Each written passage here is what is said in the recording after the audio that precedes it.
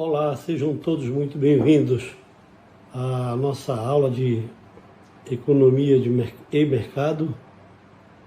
Quando na aula passada nós falamos que nós continuaríamos o conteúdo falando de teoria elementar da produção, quando nós íamos conhecer o princípio da teoria da produção como uma peça fundamental para a análise do preço.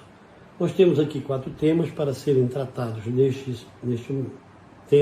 módulo, que é a função de produção, a curva da oferta, a lei do rendimento decrescente e o custo de produção, receita e lucro. Aqui nós vamos falar basicamente da parte de produção, parte que dá resultado, de receita, lucro da empresa, né? Nós falamos até a aula passada da demanda, da teoria elementar da demanda, da origem da economia, da parte introdutória da economia. Aqui a gente percebe que já é uma economia aplicada à função de produção, a uma determinada produção, depois que nós conhecemos naturalmente o que são fatores de produção. E aqui, para determinar a teoria elementar da produção, nós temos que esta função de produção, ela na verdade ela mostra a quantidade obtida de um produto a partir da quantidade utilizada em determinado fator de produção. Ora, você tem a função de produção, se você tiver um caderno, pegue um caderno aí, um papel, uma caneta e anote aí. A função de produção ela é representada pela letra Q maiúscula, que é igual a F minúsculo, abra parênteses, K e L, fecha parênteses. Portanto, a função de produção é representada por letra Q, que é igual à função de capital e trabalho. Porque quando eu digo K e L, este K é de capital e o L é de labor, de trabalho, certo? Portanto, a função de produção ela depende da quantidade de capital empregado no processo produtivo e da quantidade de mão de obra empregada no processo produtivo. Portanto, aqui neste momento, representado pelas letras K e L. K representando o capital, máquina, equipamento, galpão, ferramentas e etc. E o L, que é o labor, que é o trabalho, a mão de obra, os operários, quantas pessoas trabalhando. Então, esses dois itens, capital e trabalho, esses dois fatores de produção, é que vão determinar a quantidade produzida. Portanto, a função de produção é determinada por Q, que é igual à função de K e L. Esse função quer dizer o depende, né? Quando eu digo que a quantidade é função de capital e trabalho, eu estou dizendo que a quantidade depende de capital e trabalho, da quantidade de capital e de trabalho que você emprega no processo produtivo, tá certo? Portanto, vejamos o seguinte, se você põe num determinado base produtiva, num parque produtivo, você coloca 10 unidades de capital e 5 de mão de obra, de trabalho, que é o L, você, vamos imaginar, você tem uma produção de 100 unidades. Claro que como ele é função de K e L, essa quantidade, se você aumentar a quantidade de K e de L, o que vai acontecer com a quantidade produzida? Vai aumentar. Por quê? Porque a quantidade produzida é função de K e de L. Se você reduzir a quantidade de K e de L, você vai ter a quantidade produzida reduzida. Se você aumenta K e L, você vai ter a quantidade produzida maior. Por quê? Porque a quantidade é função, ou seja, depende de K e L. Deu para vocês anotarem? Se não deu, eu vou repetir. A função de produção é representada pela seguinte função. Q é igual a F, que é a função, entre parênteses, K e L. Dizendo então aí o que diz essa função para nós. Diz que a quantidade produzida de um determinado bem, de um determinado produto, é função, ou seja, depende da quantidade de capital e de trabalho empregado nesse processo produtivo. Ok? É isto que é a função de produção. Quando você diz que, você fala de quantidade produzida. Quando você fala de F, você fala de função, de depende. Quando você fala de K, você fala de capital, quantidade empregada de capital. E quando você fala de L, você fala da quantidade de mão de obra empregada no processo produtivo. Tudo bem? Portanto, a função de produção ela vai indicar o máximo de produto que se pode obter a partir de uma dada quantidade de capital e trabalho empregado no processo produtivo. Isso eu já deixei bem claro agora para vocês e eu penso que vocês todos entenderam. Nós temos um gráfico que eu vou mostrar para vocês e eu acho que vou mostrar logo agora. Vamos ver se eu consigo mostrar logo agora para vocês.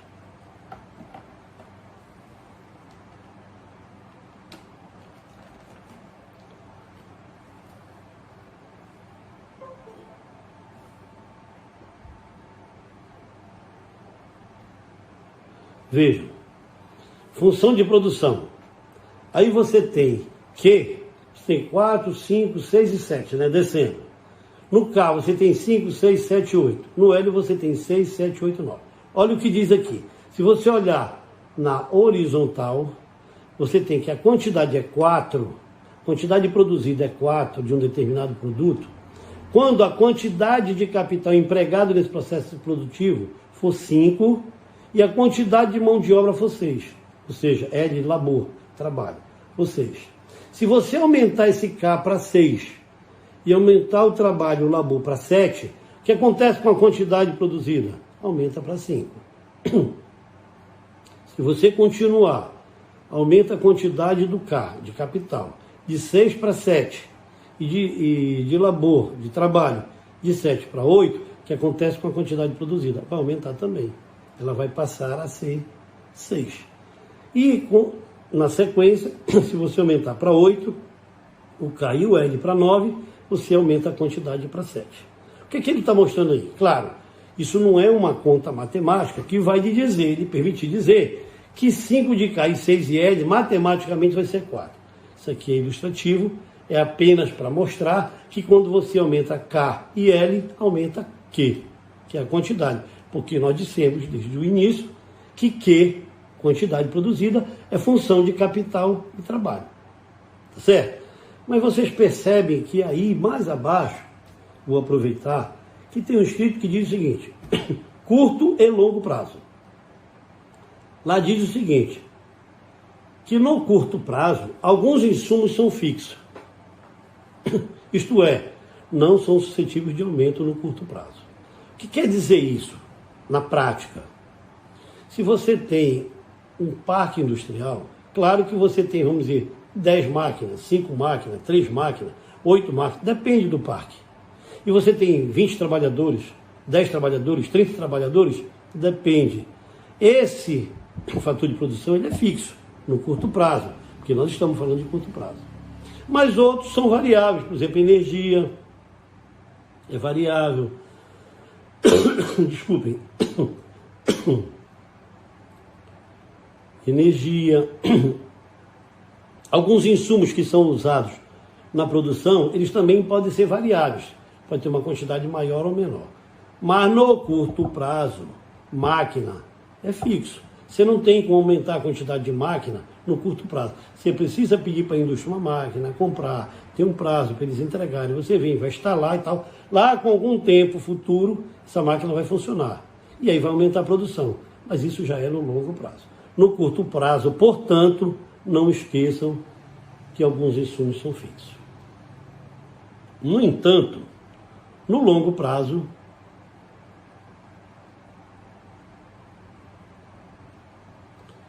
todos os insumos são variáveis. Todos. Porque no longo prazo, você pode aumentar, o teu galpão é fixo, tem 40 metros quadrados. Mas se for no longo prazo, daqui a 2, 3, 4, 5 meses, você pode aumentar o teu galpão, construir mais 10 metros de galpão, 20, 30, sei lá. Ah, eu tenho 3 máquinas. No longo prazo, você pode comprar mais 3, 4, 5 máquinas. E aí, você passa a ter os insumos variáveis. Então, no longo prazo, todos os fatores de produção são variáveis. Não esqueça disso, que isso é objeto de pergunta. No curto prazo, alguns insumos são fixos. Então, se você estiver diante de um case que lhe mostra alguns insumos fixos e outros variáveis, tenha certeza, você está no curto prazo. Desculpem, estou um pouco gripado. No entanto, se você observar num determinado case que todos os insumos são variáveis, é porque você está diante de um caso de longo prazo. Ficou bem assim, ficou tranquilo, deu para vocês compreenderem. Então tá, então vamos voltar para os nossos slides que dão sequência na nossa aula.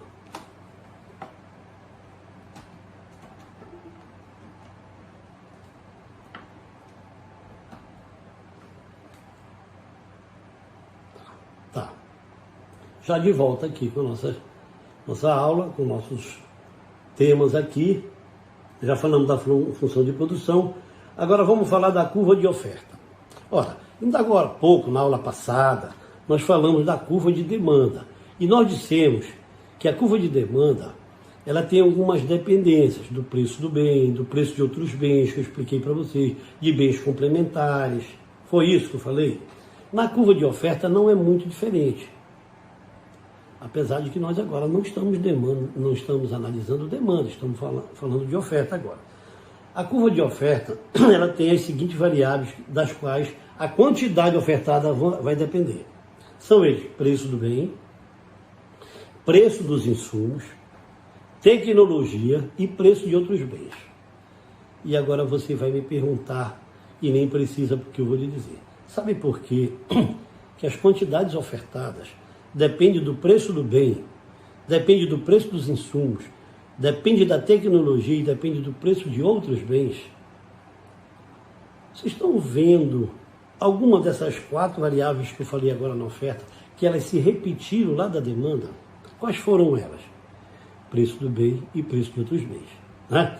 Porque esses dois são preço, é a variável mais importante, tanto para a demanda quanto para a oferta. Porque qualquer pessoa racionalmente, quando vai demandar ou quando vai ofertar, se preocupa fundamentalmente com o preço. Se eu vou ofertar, eu vou usar uma das forças de mercado. Na oferta, eu quero vender, eu quero ofertar pelo maior preço possível, que eu vou vender, eu quero oferir maior lucro. Certo? No entanto, desculpem mais uma vez. No entanto, se eu for demandar, é o contrário. Eu vou buscar o menor preço do mercado. Quando eu for demandar, eu for adquirir, eu for comprar, eu for, né, buscar um produto do mercado para mim, eu vou buscar o menor preço, vou pesquisar o menor preço, é lá que eu vou comprar. Certo? Enquanto que o ofertante, ele busca vender pelo maior preço para tentar oferir o maior lucro. Isso são as duas forças de mercados, que são contraditórias. São forças antagônicas. O ofertante quer ofertar pelo maior preço e o demandante quer demandar pelo menor preço. Isso são as duas forças de mercado, oferta e demanda. Tá? Um sempre querendo mais e outro querendo menos. Ok?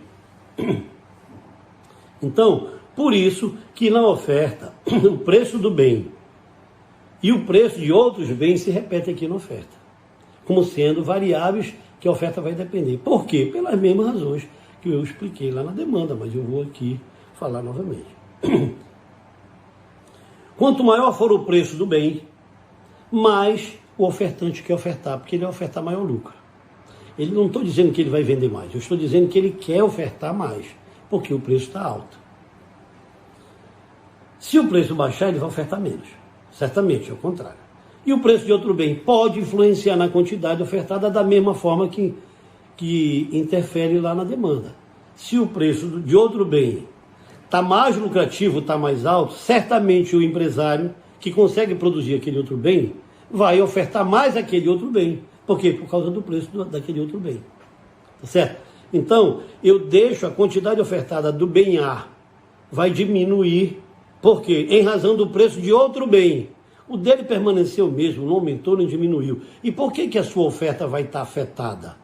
Porque teve um outro bem que teve um preço mais atraente para o ofertante. E por isso ele deixa de ofertar este bem A e passa a ofertar o bem B. Por quê? Porque lá é mais lucrativo para ele. Aonde tiver melhor resultado, maior preço, maior lucro, é para lá que o ofertante vai. Porque todo ofertante, todo empresário, ele se estabelece para oferir o maior lucro que for possível para ele.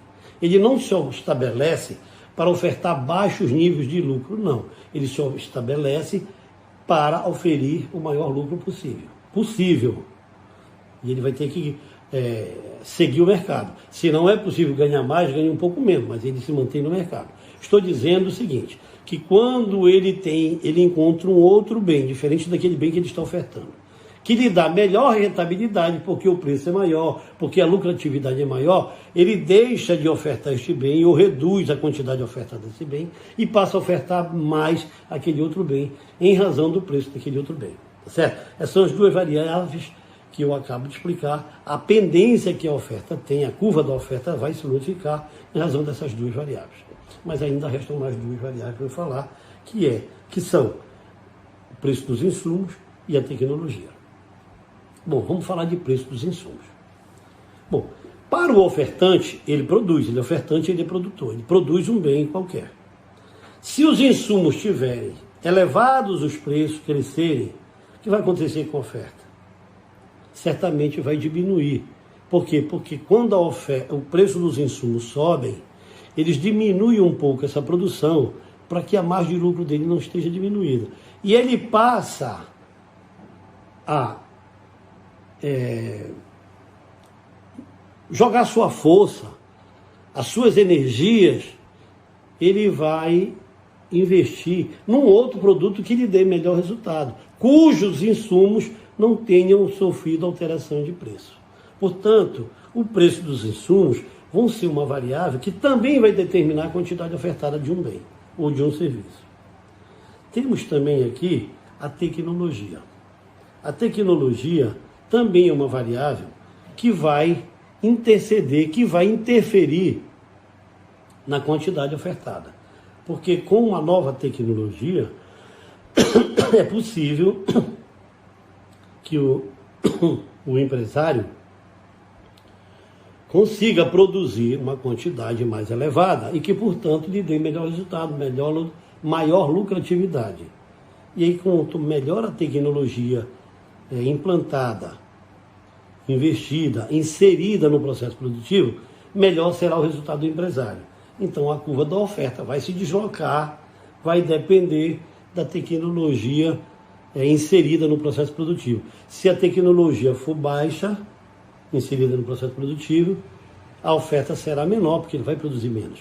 Se a tecnologia inserida nesse processo produtivo for inovada, for nova, e lhe proporcionar um aumento na sua produção ou na sua produtividade, a sua oferta certamente será maior.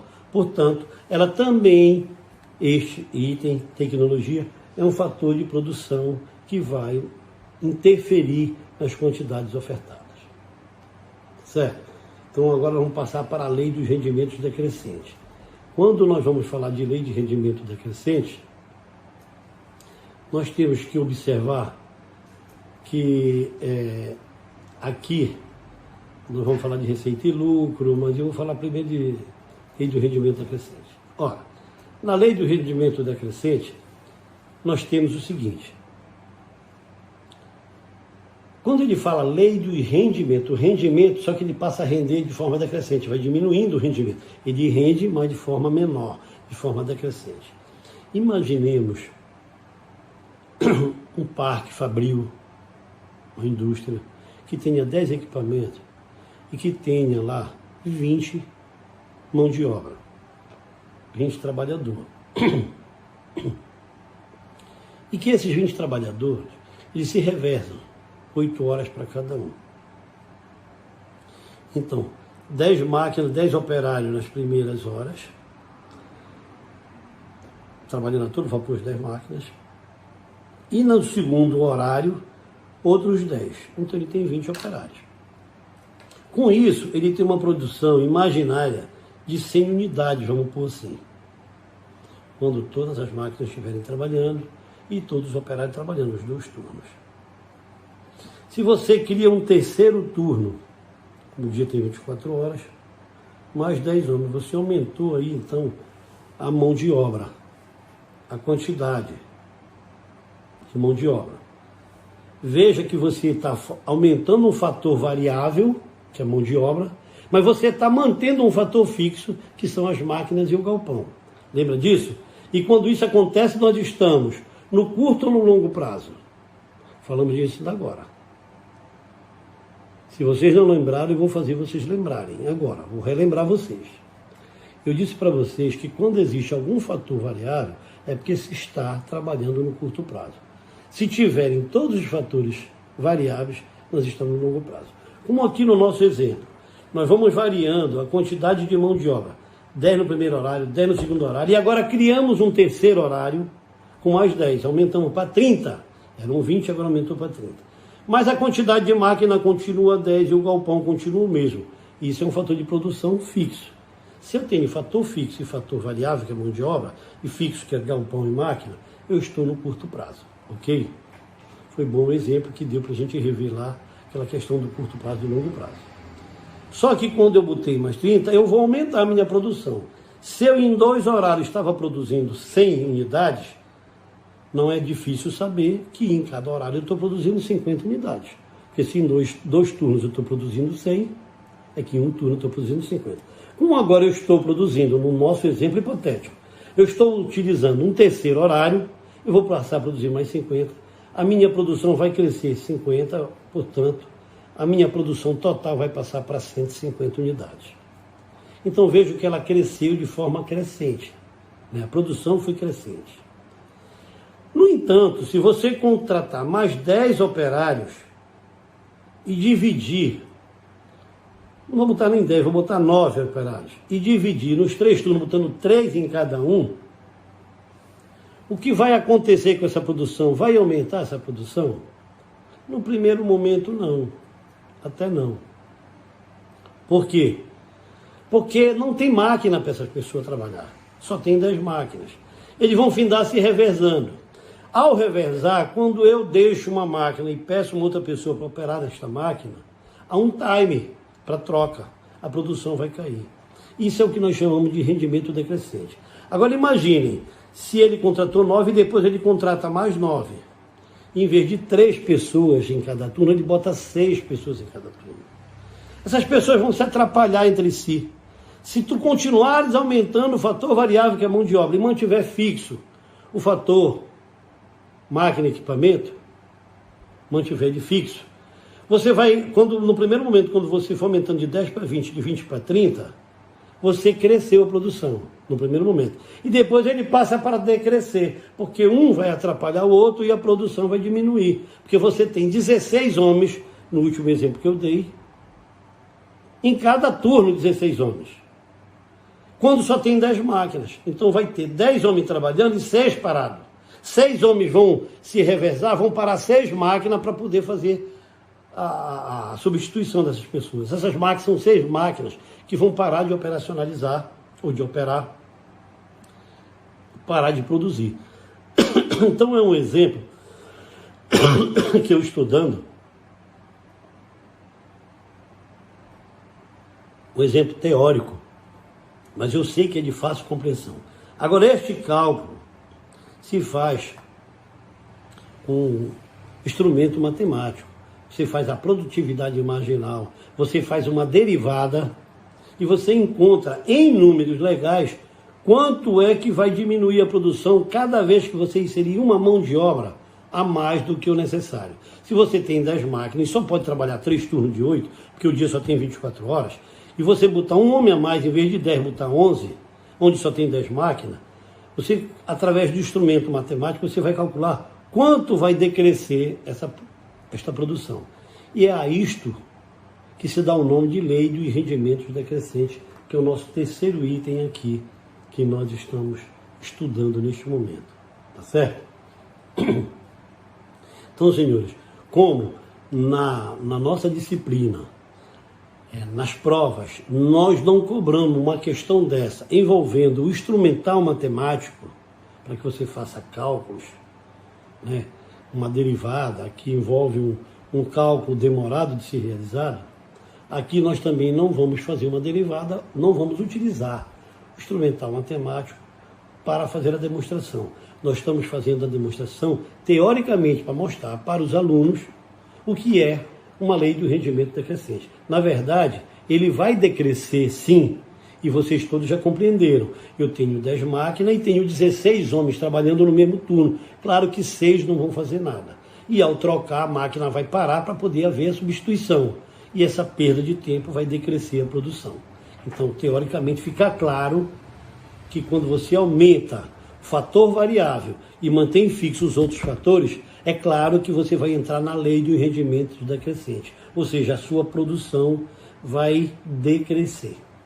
Ok? No início ela cresce, no início, quando você tinha 20, porque tinha mais um turno para ser explorado. Então no início você colocou mais 10 homens, contratou mais 10 mãos de obra e a tua produção aumentou. Mas quando você preencheu todas as 24 horas do dia, dali para frente você mantém o tempo fixo, você mantém o fator capital, que é máquina, galpão, etc., fixo, e o fator trabalho variável, que você fica variando, aumentando, por isso ele é variável. E aí nós teremos então a exaustão da possibilidade e você vai ter uma decrescência na sua produção. Então aí então a gente conclui a lei do rendimento decrescente. E vamos passar então para o último assunto deste tema, deste módulo, que é custo de produção, receita e lucro. Vamos ver aqui se eu tenho alguma coisa para mostrar para vocês em termos de gráfico, né? Se eu tiver aqui, eu já ponho um para vocês. Eu tenho um aqui, sim. E eu vou trocar aqui de tela para eu mostrar para vocês.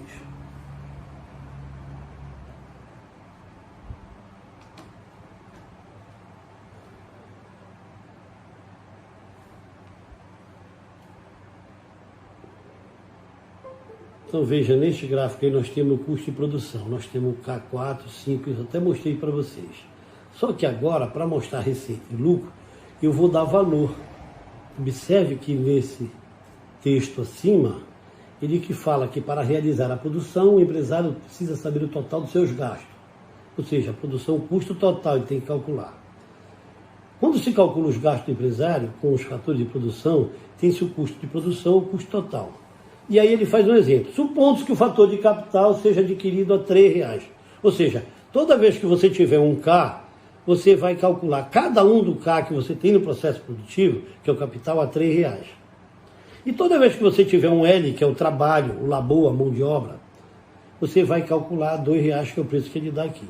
E neste quadro aqui, você diz que a quantidade produzida são K, quando você tem 5, são Q, perdão, a quantidade de Q são 4, ou seja, a quantidade produzida são 4 unidades, quando você tem 5K e 6L. Qual é o custo total para que você chegue na receita e no lucro? Se você tem 5K e ele te disse, no caso em cima, no case aqui, que cada um K custa R$3, se você tem 5K, você vai gastar então R$15, porque 5 vezes 3, 15. Então você tem R$15 de gasto com K.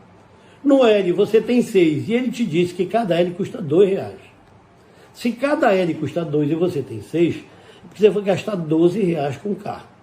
Ora, se você gasta R$15 com K e R$12 com L, 15 com 12, 27 é o que você tem aí no seu quadro, que está na sua tela, mostrando que o custo total desta operação é R$27. Como é que ele vai calcular o lucro dele aí? Como é? Porque ele diz aí que é custo de produção, receita e lucro. Ora, se você tem aí a quantidade, o gasto, você bota a tua margem. Ah, eu preciso ganhar 10%. Se tu gasta R$27, 10% de 27 são R$2,70. Tu vai vender esse produto por R$29,70, para que tu tenhas os teus 10%. Tá certo? Estou botando aqui um 10% aqui aleatoriamente, né? Só didaticamente para a gente entender. Então você já sabe o preço que você vai vender. Se você vai vender por R$29,70 e você gastou R$27, você tem um lucro de R$2,70 na venda dessas 4 unidades. Você quer saber quanto é o teu lucro por unidade, você pega R$2,70 e divide por 4. Ah, você achou muito baixo este lucro?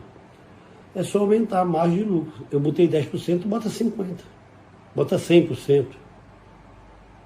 Eu já fiz uma consultoria para uma ótica e identifiquei que ótica, a média da margem de lucro é 400%,